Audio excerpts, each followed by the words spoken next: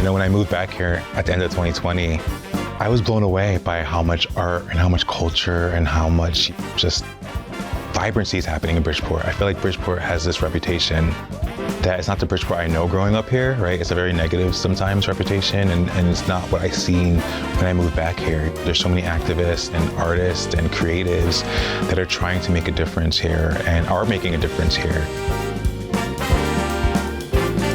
The murals downtown are so vibrant and exciting, and I just love that there's this culture here that's like thriving. And a lot of people have told me it's like a kind of like a Brooklyn in a way, right? That people are just really hip and downtown and making art and telling stories and changing the narrative of Bridgeport. I had such a mixed group of kids in my classes growing up, and I think that's just a testament and a positive of growing up in Bridgeport.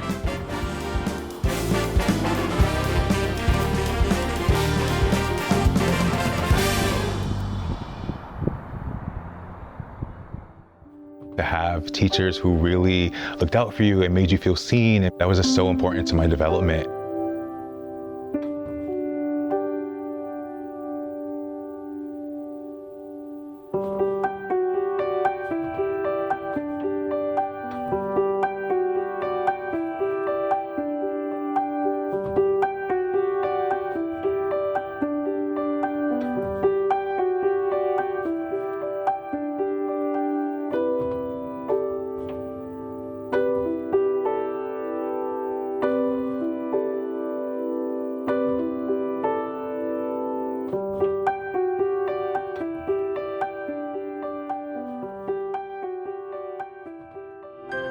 A group of educators and parents voiced their concerns in a march from Broad Street to Lyon Terrace Wednesday afternoon. They say when COVID-19 ARPA funding runs out, they'll be around $50 million short of their current operating levels, which, as is, are already not enough. Teachers are speaking up because they say students deserve a better education than what they are receiving. Something has to change now. Parents, teachers, and board members in Bridgeport are demanding answers after they say the beginning of the school year started off on the wrong foot. It feels like over the past year, our voice has really been taken away in terms of what we can do to, what we can do to help our kids. Hearing from teachers in the last few weeks, their working conditions, having the mandate of being tied to a canned curriculum. The expectation would be that teachers have to teach this curriculum. There wasn't a whole lot of coalition building around this curriculum before just deciding to spend $500,000 on it and expect the teachers to implement it. Parents received a notification prior to school starting that dismissal times had changed. There was no input, as far as I know, from families, from parents who actually would have to live in this new schedule. It just feels like the communication is not there. The communication maybe comes after the decision has already been made. As parents, I want to be able to contribute to these conversations.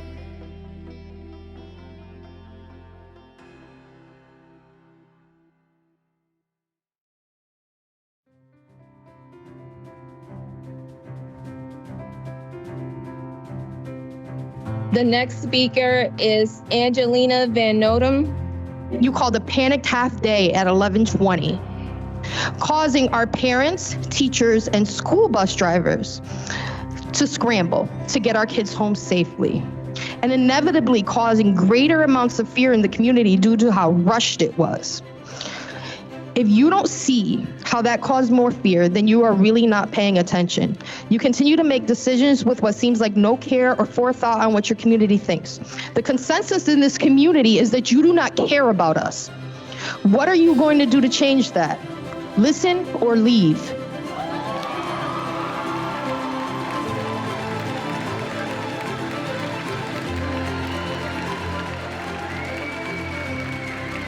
The next speaker is Willie Medina.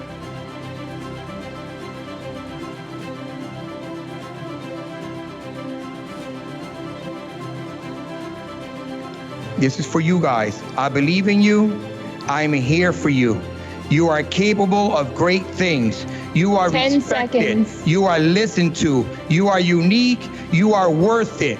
I expect great things. I will never give up on you, and I care about you. Mr. Your Medina, success is my that's success. time. We are in this together.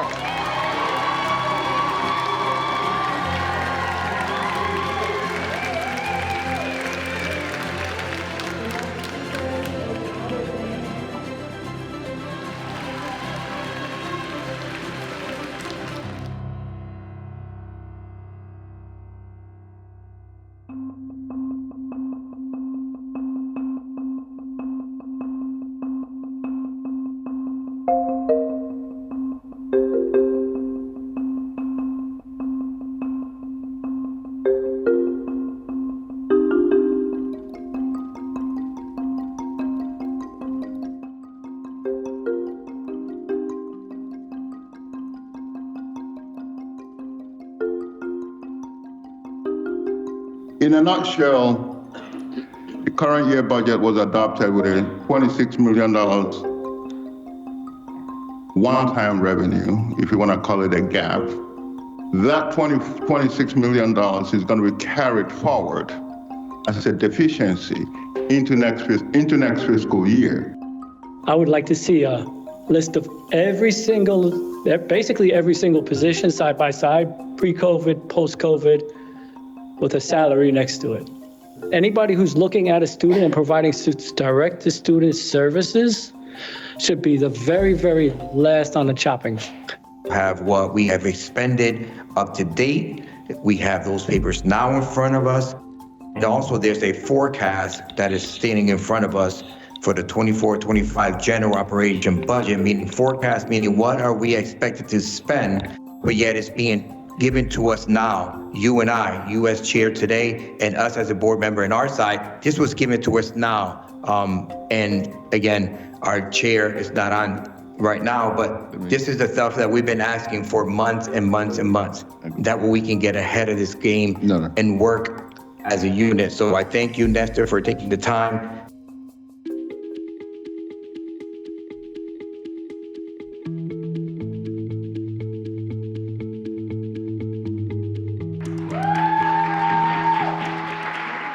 Hello, good evening, everybody. My name is Sophia. I am the captain of the JV squad for Caribe. It has taught me so much about friendship and about being in a community. It just helps students learn and makes their creativity flow. I am the chair captain of Caribe varsity team. We must protect these opportunities and ensure every child has a chance to thrive on and off our field and courts. Thank you.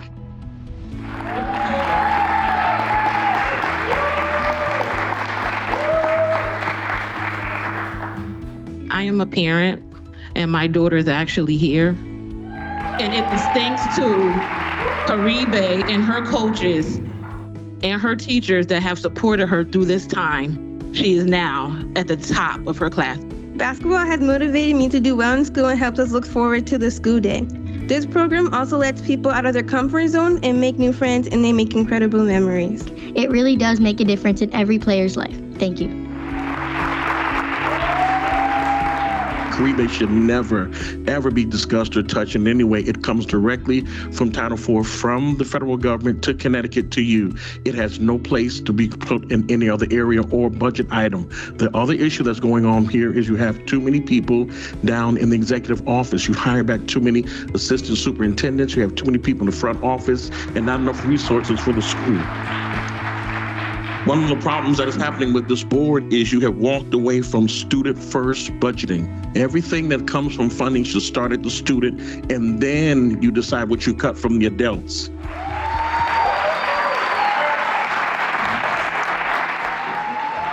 Thank you, Mr. Mose. Thank you for all the public comments. The next item on the agenda is approval of minutes.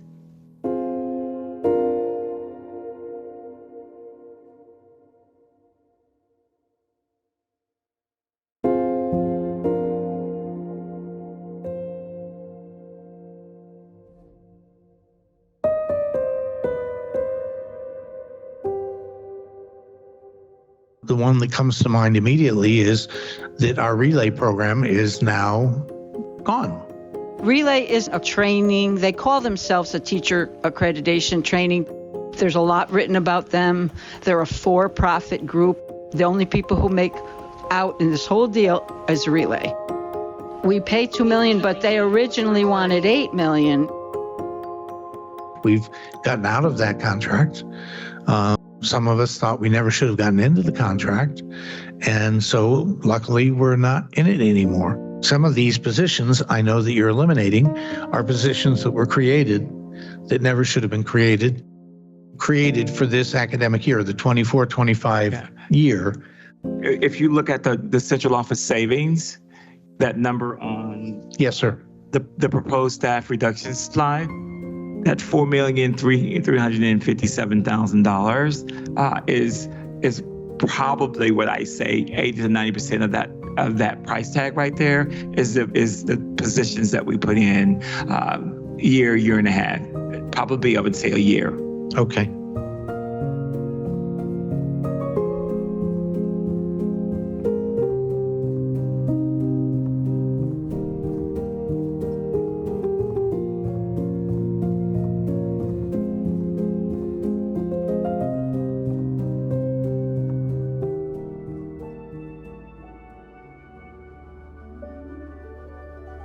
Next, we have Bobby Brown. According to the School and State Finance Project, our students receive thousands of dollars less per pupil than their peers in wealthier districts, despite having greater needs. This is not just a number, it's a direct barrier to success. Over the past decade, Bridgeport has endured significant cuts, eliminating more than 300 positions, including teachers, counselors, and staff. This is not just about Bridgeport, it's about the future of our entire state. Please do not allow the promise of quality education to remain unfulfilled. Education is a right, not a privilege. Why continue to place a temporary Band-Aid over a need that needs effective, lasting change? We live in a constitutional state. Defunding our kids' education is inhumane and unconstitutional. Bridgeport students don't need empty promises, they need action. They need it now. The governor has failed to consider the community of Bridgeport that we serve. To expect to cross the ocean on a U-Haul truck is impossible or responsible, just as underfunding while expecting higher outcomes. Equitable funding is possible now, while the state is holding between $4 to $5 billion, while Bridgeport is gathering crumbs to hold education in the standard under this underfunded mandates. Our students, families, educators, staff deserve better from our state. Let's do better and give equal opportunity to Bridgeport to shine brighter with our neighbors, so our children reach their God-given potential. Thank you, and God bless you.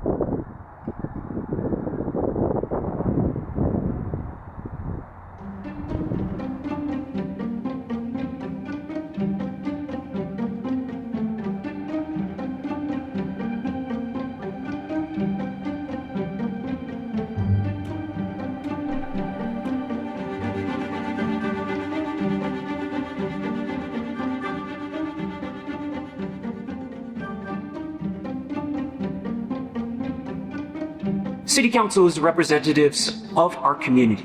if you want community to flourish, you need to direct attention towards the aspects that need assistance. The children of Bridgeport need that assistance, need that attention.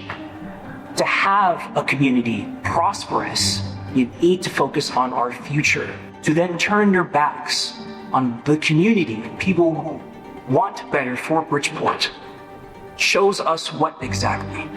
That you are for us or for who else? We, the people, know that you turned your back on us way before that last meeting.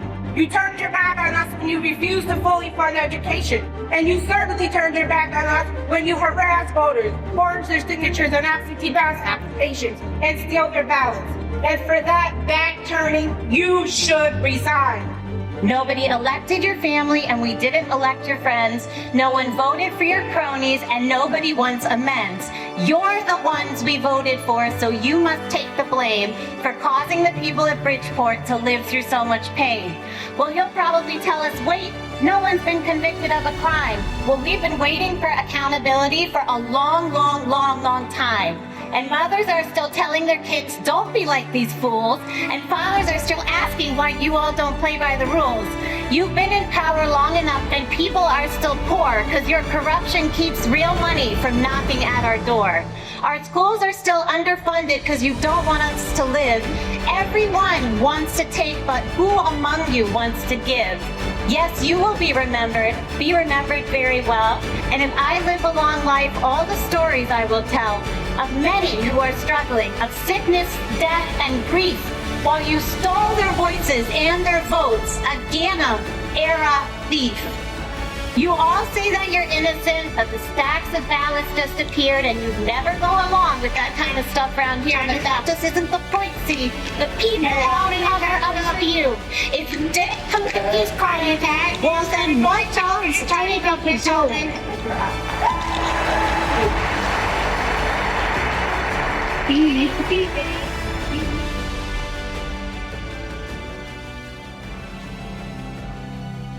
I want to make sure that people from Bridgeport can tell their own stories, right? A mixture of designing the dress out of butterflies. And I want people to realize that this is a place with real people who have stories to tell, who are diverse, who are beautiful, who are just living life.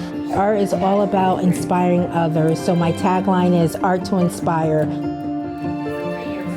You'll see it when you go down there. I have a vision of Bridgeport to be a hub of art and culture. We're right smack dab in the middle of New York City and Boston, right? And I feel like people think you have to leave and go there to those places, and they're great places. I love Boston, I love New York City, but there's so much here as well. We're a hub here in New England. The largest city in Connecticut, the 5th largest in New England. We want people to come here and experience the beauty of Bridgeport.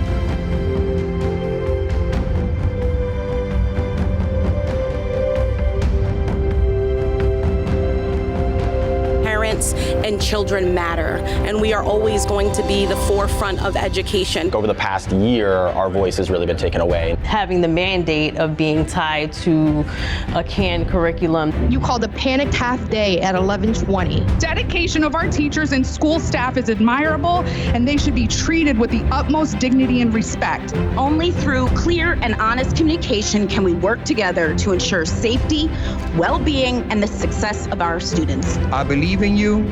I'm here for you. You are capable of great things. You are 10 respected. seconds. You are listened to. You are unique. You are worth it. We are in this together. Rebate should never, ever be discussed or touched in any way. It comes directly from Title IV, from the federal government to Connecticut to you. Education is the most powerful weapon which you can use to change the world. Over the past decade, Bridgeport has endured significant cuts, eliminating more than 300 positions. Defunding our kids' education is inhumane and unconstitutional. That you are for us or for who else? You turned your back on us when you refused to fully fund education. You all say that you're innocent, but the stacks of ballots just appeared and you never go along with that kind of stuff around here. But that just isn't the point, see? The people voting others for you. If you didn't commit these crimes, well then my job is turning up your children.